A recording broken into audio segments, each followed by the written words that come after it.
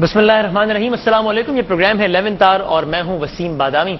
18 फरवरी 2008 को मुल्क में जमहूरियत बहाल हुई, आवाम को नई उम्मीद दिखाई, मीडिया ने भी दिखाई, वकला बिरादरी ने भी दिखाई, सियासी जमातें सबसे ज्यादा आगे थीं।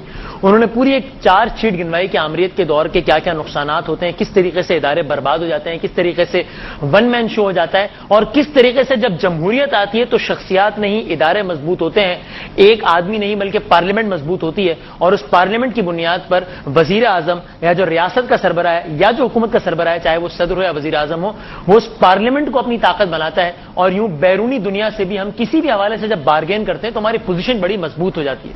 कहते हैं आमरीत का सबसे बड़ा नुकसान यह है कि एक फर्द अपने इख्तिदार को बचाने के लिए या अपने इख्तिदार को दवाम बख्शने के लिए, तूल देने के लिए अपने तौर पर डील कर देता है और पार्लियामेंट हो जाती है रबड़ स्टैम्प। दो बड़ी पार्टीज पाकिस्तान की यानी पाकिस्तान पीपल्स पार्टी और पाकिस्तान मुस्लिम लीग नून, इंतखाबी नताइज में भी यही दो बड़ी पार्टियां उभर कर सामने आई।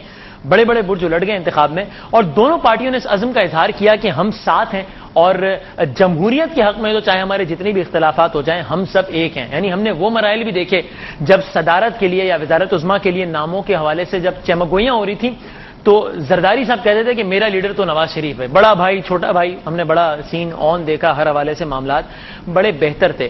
फिर जजों के मामले में तलखियां और मुख्तलिफ एक बहुत लंबी फहरिस्त है। लेकिन अब नौबत यहां तक आ गई है कि एक तरफ तो तब्दीली की अफवाहें, यानी आज के प्रोग्राम में हम इस पर भी बात करेंगे कि अफवाहों में कितना ज्यादा दमखम है या ये बस ऐसे ही एक बात हो रही है और इस तस्करे के अलावा, गपशप के अलावा और कुछ नहीं।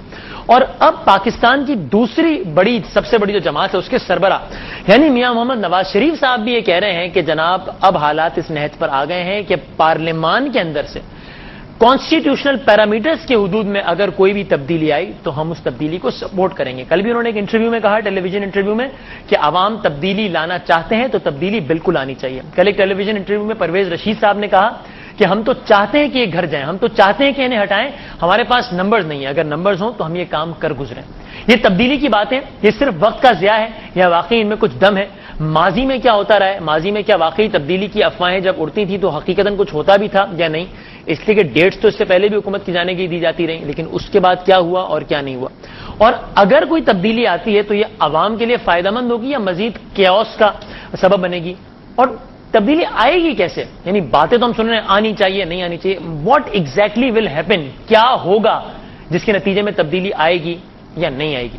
इस डिबेट पर जरा हम आज गुफ्तगू करेंगे और ये हमारे डिबेट का हिस्सा होगा, टॉपिक भी होगा। और एक ब्रेक के बाद जब हम वापस आएंगे तो हमारे साथ मौजूद होंगी कराची से सिंध असेंबली की डिप्टी स्पीकर, पाकिस्तान पीपल्स पार्टी के रहनुमा सीधा शैला रजा साहिबा, और हमारे साथ इस्लामाबाद स्टूडियो से हमें ज्वाइन करेंगे जनाब खुर्रम दस्तगीर साहब, जो कि पाकिस्तान मुस्लिम लीग नून के बड़े सीजन पॉलिटिशियन है।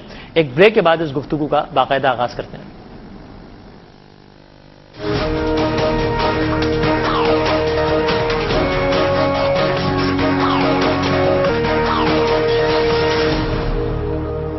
खुश आमदेद कहते हैं आपको इस प्रोग्राम में। एक बार फिर गुफ्तगू का बाकायदा आगाज करते हैं। तारुफ मैंने पहले भी करवाया लेकिन एक बार फिर करवा देते हैं आपको। हमारे साथ मौजूद हैं कराची से बराह रास्त पाकिस्तान पीपल्स पार्टी की बड़ी सीनियर रहनुमा है, सीनियर पॉलिटिशियन है और सिंध असेंबली की डिप्टी स्पीकर भी हैं जनाब शैला रजा साहिबा।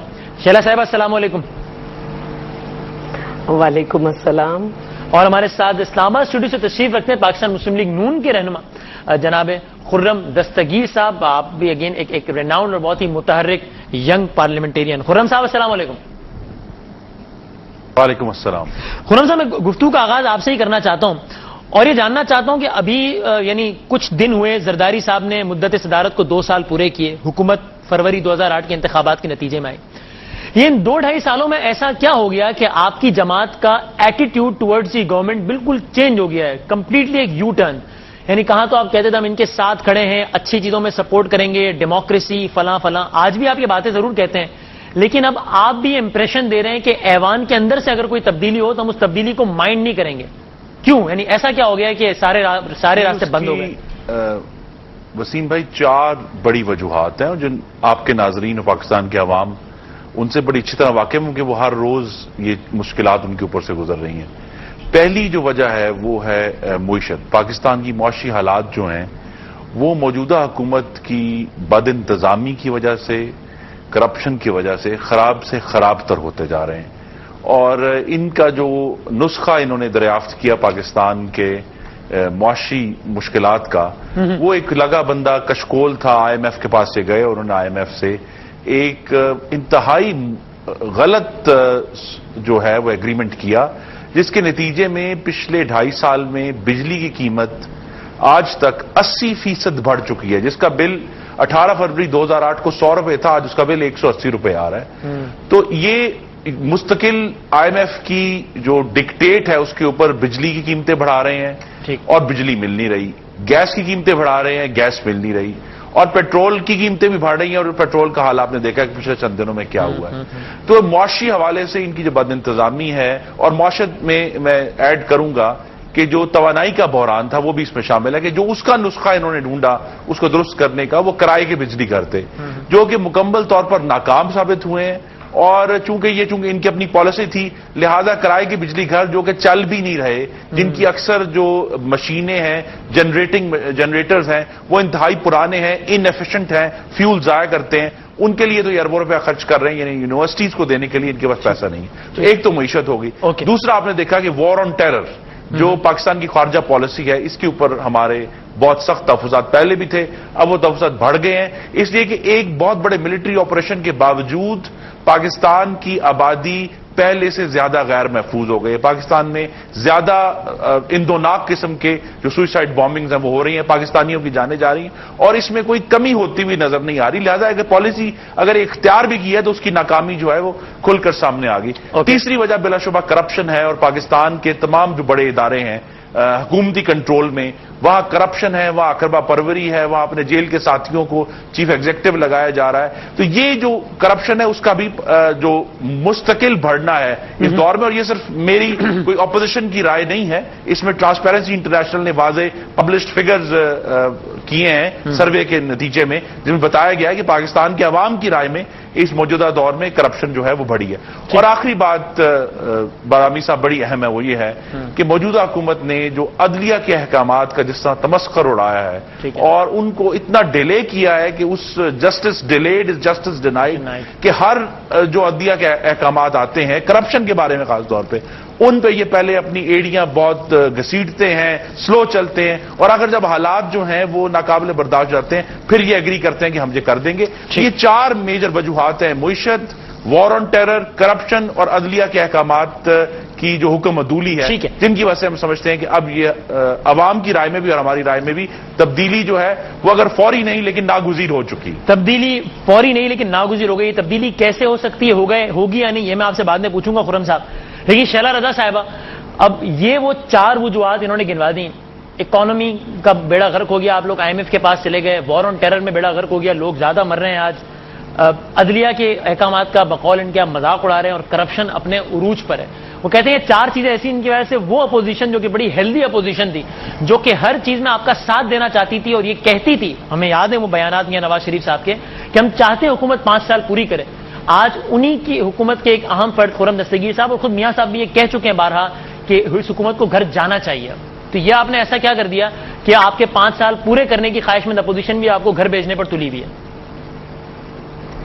دیکھیے، سب سے پہلے تو میں شکریہ ادا کرنا چاہوں گی کہ مجھے بات کا موقع ملا، اور یہ خواہش رکھوں گی کہ جس طرح میں نے بڑے تحمل سے تمام باتیں سنی، اسی طرح بڑے تحمل سے میرے جوابات سنے جائیں گے اور ان کو بیچ میں کٹ نہیں کیا جائے گا۔ بجلی کے اوپر بات کی تو اگر وہ معاہدہ جو ہم نے بجلی کے کیے تھے، ہلو جی میں بالکل آپ کو سن پا رہا ہوں، آپ کی آواز میں آ رہی ہے۔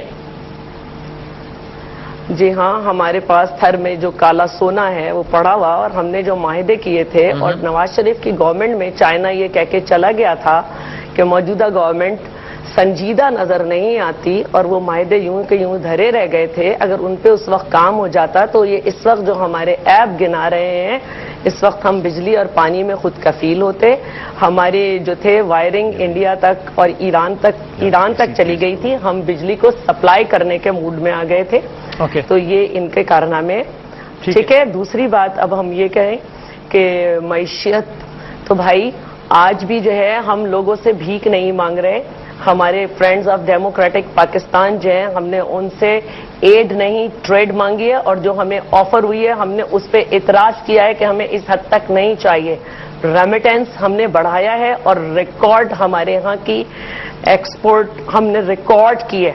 और रही बात महंगाई की, तो ये पूरी दुनिया में महंगाई है, हमने जो है वो इन्फ्लेशन को आधे से भी कम कर दिया है। अब रही बात लॉ एंड ऑर्डर की, टेररिज्म की, तो देखिए अगर आप लॉ एंड ऑर्डर की भी बात करेंगे तो हम पंजाब की भी बात करेंगे, करप्शन की बात करेंगे तो हम पंजाब गवर्नमेंट की भी बात करेंगे कि वहां पे क्या हो रहा है। और रही बात ये कि मेरी फौज और गवर्नमेंट और अवाम ने मिलकर ये फैसला किया है, और जब इस तरह के हालात हों कि हमारा दुश्मन हमारे अंदर हो, तो ये हालात हमें फेस करने होंगे।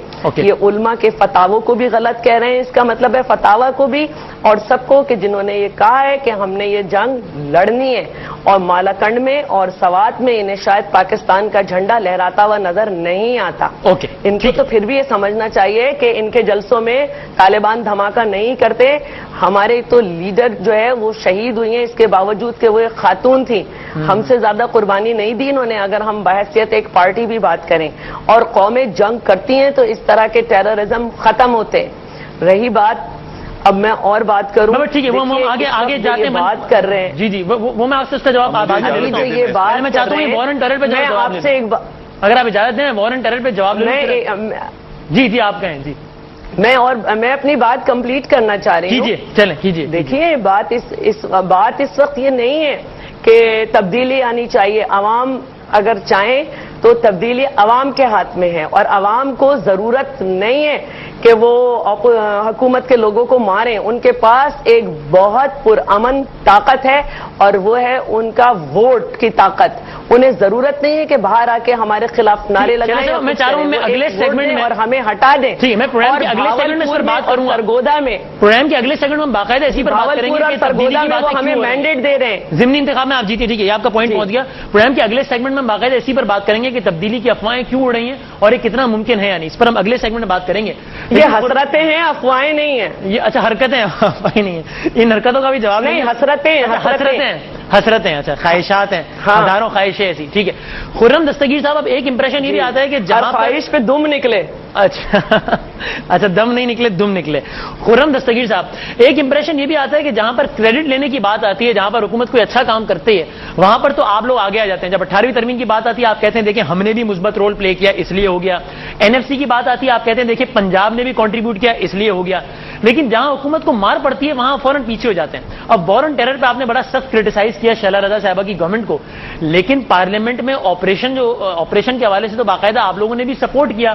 तो बिल्कुल कंसेंसस से हुआ था। फिर अब अगर धमाके हो रहे हैं जो पंजाब में भी हो रहे हैं तो आप पीछे हट रहे हैं। जी खुर्रम साहब करें जी। तो वॉर ऑन टेरर का मामला तो इस वक्त, और जब से ये हुकूमत आई है, गंभीर तरीन है। ठीक है, क्योंकि अब इस हुकूमत को इतना अरसा हो गया है वसीम भाई कि अब इनके जो पॉलिसियां थी उनके नताइज जाहिर होना शुरू हो गए हैं।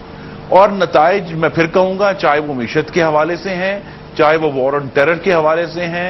करप्शन को तो खैर रोकने की इन्होंने कोशिश ही नहीं की, लिहाजा उसका नतीजा आपके सामने है। पंजाब में रोक लिया आपने। इन चारों मामलात में जो पॉलिसीज हैं उनके नताइज पाकिस्तान के अवाम हर रोज उसकी वो ये कह रही हैं कि अगर दहशतगर्दी हो रही है तो क्या पंजाब में नहीं हो रही, करप्शन हो रही है तो क्या पंजाब में नहीं हो रहा। मेरी गुजारिश है मोहतरमा से कि मैंने भी, जिस तरह इन्होंने मेरी तअम्मुल से बात सुनी, मैं भी सुन रहा हूं, अब मुझे मौका दे दें ताकि मैं अपनी बात मुकम्मल कर लूं। मैं तो खामोश बैठी हूं भाई, मेरी बात को है कि हमने रिपीट कर रहे हैं। मालाकंड के ऑपरेशन को जरूर सपोर्ट किया, लेकिन जो इनकी जिम्मेदारी थी, देखिए अगर जिसको हम हुकूमत कहते हैं वो हुकूमत कहलाती इसलिए है कि उसके पास कौमी ऐवान में वो मेजॉरिटी मौजूद है, और फिर उसकी जिम्मेदारी है कि वो पॉलिसियां वज़ा करे। ये ऑपोजिशन की जिम्मेदारी नहीं, ऑपोजिशन की जिम्मेदारी वो है जो मैं अदा कर रहा हूं कि हम हुकूमती अहकामात को क्रिटिसाइज कर रहे हैं, हम उनकी जो गलतियां उनकी निशानदेही कर रहे हैं, उनकी इस्लाह की कोशिश कर रहे हैं। तो वॉर ऑन टेरर में इन्होंने ये जरूर किया कि जो सिक्योरिटी ऑपरेशंस थे, जो वॉर ऑपरेशंस थे वो किए, लेकिन उसके साथ जो सिविलियन सपोर्ट चाहिए थी वो बिल्कुल भी नहीं आई। बालाकंड में भी आपने देखा है कि वहां जो सिविलियन साइट्स थी, चाहे वो इंफ्रास्ट्रक्चर के हवाले से है, चाहे स्कूल्स के हवाले से है, चाहे हेल्थ के हवाले से है, चाहे पुलों के हवाले से है, और सबसे अहम جو پولیس اور انصاف کا نظام وہاں قائم ہونا تھا، اس لحاظ سے یہ حکومت بالکل ناکام ہو گئی، اور اس کا نتیجہ ابھی چونکہ ہم دیکھ رہے تھے، لیکن سیلاب کی وجہ سے ایک اور پاکستان کے اوپر جو ہے وہ آفت آ گئی. لیکن نتائج میں پھر کہوں گا، جو پالیسی کامیاب ہوتی وہ کامیاب